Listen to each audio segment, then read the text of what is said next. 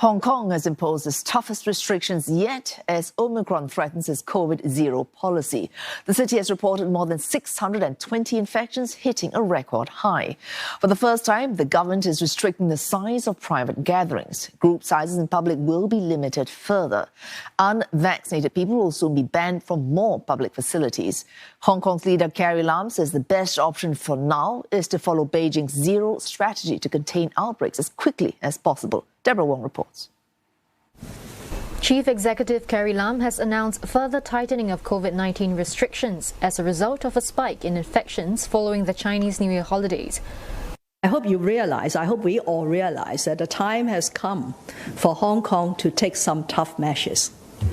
And every measure that we now introduce has been undertaken in another jurisdiction, including some places and countries which are very proud of their human rights, their democracy, and so on. They are doing all these sort of things because this is about life.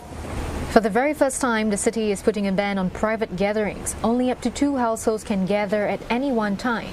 It's also capping public gatherings to 2 packs, down from 4.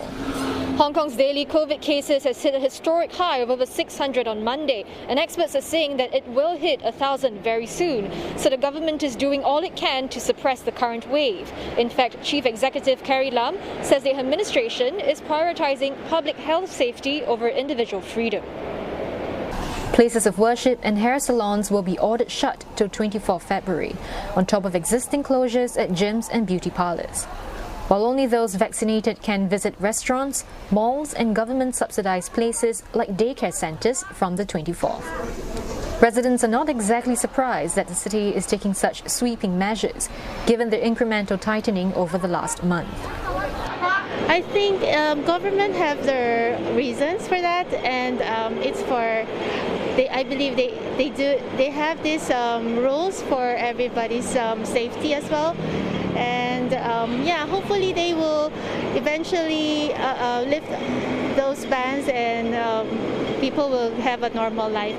I think it was sustainable up until late last year because the cases have been so low anyway. So I feel like the way that they're targeting it makes sense. But now that we're essentially at the start of the 5th wave, I don't think it's really sustainable because I think at the end of the day it's going to come to a choice between, businesses running properly and making profits or just them, because if they want to keep on doing this zero COVID case policy, I feel like businesses are going to start to shut down.